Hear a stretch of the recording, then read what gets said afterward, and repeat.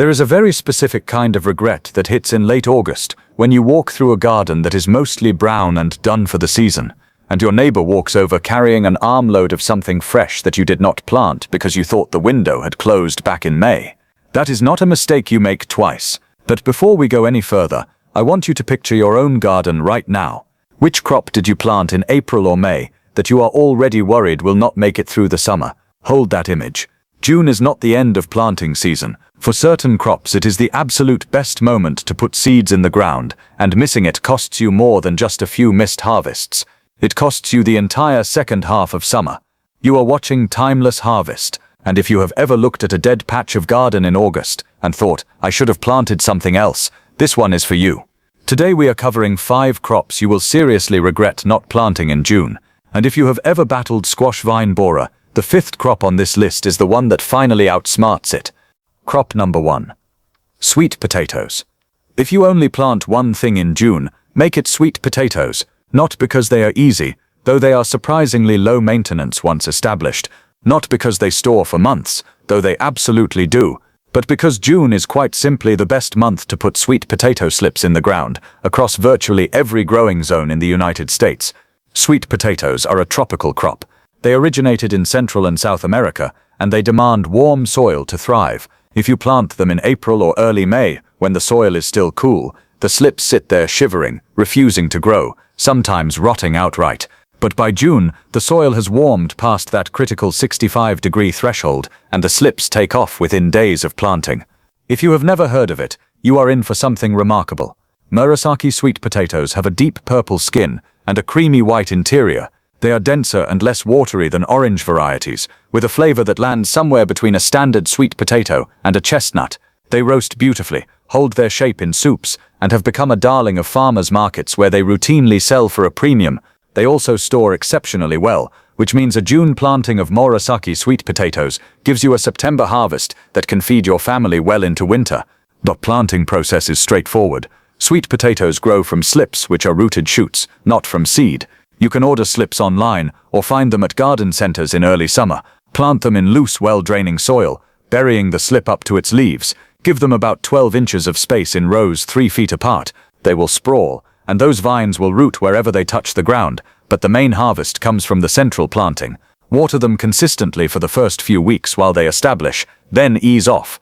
Once the vines cover the ground, they shade the soil and suppress weeds on their own. The foliage is also edible. Tender young leaves can be cooked like spinach, but take only a few from each plant so you do not reduce the root harvest. Speaking of harvest, knowing how to store onions is a skill every gardener needs, and sweet potatoes cure in a similar way. After digging, let them sit in a warm, humid spot for about a week. This curing process heals small scratches and converts starches to sugars, improving both flavor and storage life. After curing, move them to a cool, dark place, and they will last for months. If you have ever bought sweet potatoes at the store that tasted bland and watery, you have never tasted a properly cured, homegrown Murasaki. This is a crop that genuinely rewards the gardener who waits until June to plant. Crop number 2, okra. Okra is the crop that separates gardeners who understand heat from gardeners who fear it. If you planted okra in April and watched it sit there doing nothing while the soil stayed cool and damp, you already know what I am talking about. Okra is not a crop that tolerates warmth. It is a crop that demands it. The seeds need soil temperatures above 70 degrees to germinate well, and June delivers that across the entire country. Direct sow okra seeds about an inch deep and thin, the seedlings to about 18 inches apart once they are up. In warm June soil, germination happens in under a week, and the plants begin growing almost immediately. What makes okra such a high-value June planting is not just that it thrives in heat, it is that it produces relentlessly once it starts. The flowers are stunning, pale yellow with a dark center, and they open for just one day before forming a pod that is ready to harvest within 48 hours. That means you need to check your okra plants every single day during peak season, which for a June planting runs from late July through September and often into October if the frost holds off. The pods grow fast. A 3-inch pod in the morning can be a tough woody 6-inch pod by the next day. Harvest at 3 to 4 inches for tender texture. If you let a few pods mature to full size, the plant will slow production and begin shutting down. Consistent picking is the secret to a long harvest window. There is another reason June planting works so well for okra. The pests that plague other summer vegetables, cucumber beetles, squash bugs, tomato hornworms, tend to leave okra largely alone. It is one of the most pest-resistant crops you can grow. Aphids can sometimes show up on new growth, but a strong spray of water usually handles them. If you have struggled with cucumber beetles decimating your cucurbits in early summer, planting okra in June gives you a productive crop that those beetles will simply ignore. For the kitchen, okra shines in gumbo, of course, but it also roasts beautifully, pickles into a tangy snack, and grills whole on skewers without the slime that some people find off-putting. A 15-foot row of okra planted in June will feed your family and probably several neighbors from August until the first frost. Crop number 3. Cucumbers for pickling. Most gardeners plant cucumbers in May, feel proud of themselves, harvest for a few weeks in July, and then watch the plants yellow, wilt and die by early August. The reason is usually a combination of cucumber beetles spreading bacterial wilt and powdery mildew taking hold once the summer humidity settles in. By the time tomatoes are peaking and you actually want fresh cucumbers for salads and pickles, the vines are finished. This is exactly why a June succession planting of pickling cucumbers is one of the smartest moves you can make. Direct sow pickling cucumber seeds in June, and they germinate in 3 to 5 days because the soil is genuinely warm. There is no waiting, no worrying about a late cold snap, no nursing seedlings through cool nights. They come up fast and grow with the kind of speed that makes you check the garden every morning just to see what changed overnight. The variety to look for is any pickling-specific cucumber like Boston pickling or National pickling. These produce smaller, bumpier fruits with thinner skins that absorb brine beautifully. A June planting gives you a harvest window from mid-August through late September. The timing here is perfect for 2 reasons. First, your tomato harvest is in full swing by August, and there is nothing better than walking out to the garden and coming back with tomatoes, cucumbers and basil for a salad that took 60 seconds from vine to table. Second, if you make pickles, a late summer cucumber harvest lets you put up jars when the kitchen is not already overwhelmed with everything else the garden is throwing at you in July.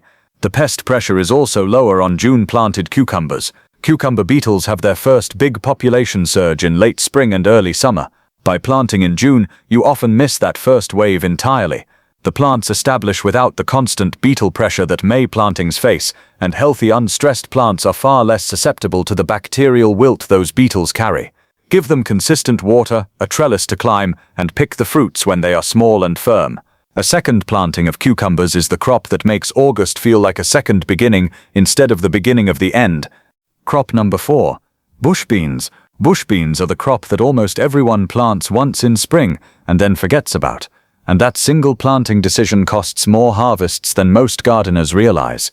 A spring planting of bush beans gives you about 3 weeks of solid production and then slows to a trickle. The plants exhaust themselves, the pods get tough, and by mid-July you are buying beans at the store again. Direct sow bush beans in June, and the experience is completely different. The soil is warm, which means germination happens in 4 to 7 days instead of the 2 weeks you might wait in cool spring soil. The plants grow vigorously, reach maturity in 50 to 60 days, and begin producing in August when your spring beans are a distant memory. The beauty of bush beans is that they do not require trellising. They grow as compact bushy plants about 18 inches tall and produce their crop all at once over a concentrated period. For a June planting, that concentrated harvest hits in August, giving you plenty of time to plant a second June succession a week or 2 after the first, for staggered harvests. The pest situation also improves with June planting. Mexican bean beetles tend to be most active earlier in the season. By pushing your planting into June, you often sidestep the heaviest beetle pressure. The plants emerge into a garden where the beetle population has already peaked and is declining. If you have never grown beans in June because you thought it was too late, you have been leaving one of the easiest and most productive harvests of the year on the table. For the cost of a seed packet and about 10 minutes of planting, you get weeks of fresh beans when everyone else's plants are finished. Crop number 5. Summer squash. I saved this one for last because it is the crop that solves a problem almost every gardener has faced. You plant your squash in May. The plants look incredible through June. Production kicks in during July, and then sometime around early August the whole thing collapses. The leaves turn yellow, wilt, and die. You tug on the stem and the whole plant comes out of the ground like a rotten toothpick. That is squash vine borer, and it is the most devastating pest of summer squash across the eastern half of the United States. The adult borer is a clear-winged moth that looks like a wasp. It lays eggs at the base of squash plants in late spring and early summer. The larvae hatch, burrow into the stem, and eat the plant from the inside out. By the time you see the wilting, it is too late. Here is what most gardeners do not realize. The adult borers have a defined flight period. In most regions, the first generation of adults is active in May and June. They lay their eggs, the larvae do their damage, and then the adults die off. A second generation emerges later, but there is a window between those two generations. When you plant summer squash in June instead of May, your plants are not yet large and attractive when the first generation of borers is searching for egg-laying sites. By the time your June-planted squash is big enough to attract them, the first generation has largely passed. The plants then have a window of lower pest pressure to establish and begin producing before the second generation arrives. This is not a guarantee of zero borer damage, but it dramatically reduces the odds. Whether you grow classic green zucchini, yellow straightneck, or pattypan varieties, the principle holds. Direct sow summer squash seeds in June. They come up in days. The plants grow with explosive speed in the heat. You will harvest your first fruits in 45 to 55 days, which puts first pick in late July or early August. The plants then produce heavily through August and September, exactly when your May-planted squash would normally be dead or dying. The fruit quality is also excellent.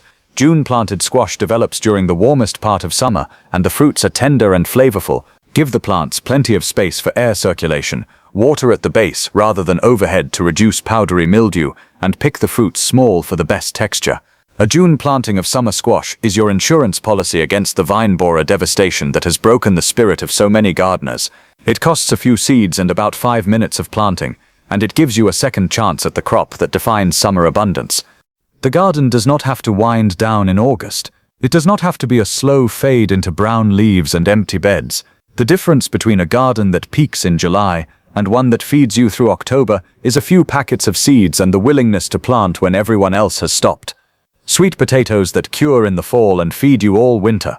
Okra that laughs at the heat and produces until frost. Cucumbers that give you pickles and salads when tomatoes are at their peak. Bush beans that fill the gap your spring planting left behind. Summer squash that outruns the borers and keeps your kitchen stocked through September. These are not experimental crops. They are proven performers that happen to love a June start. Go to your garden this weekend. Look at the spaces where your spring crops are fading. Clear a row. Put something new in the ground. Then come back here and tell me what you planted. I read those comments, and so does every other gardener trying to figure out what to plant in June. Subscribe to Timeless Harvest for more planting guidance that keeps your garden producing long after the seed catalogs have moved on. Until next time, keep planting. The season is not over. It is just getting started.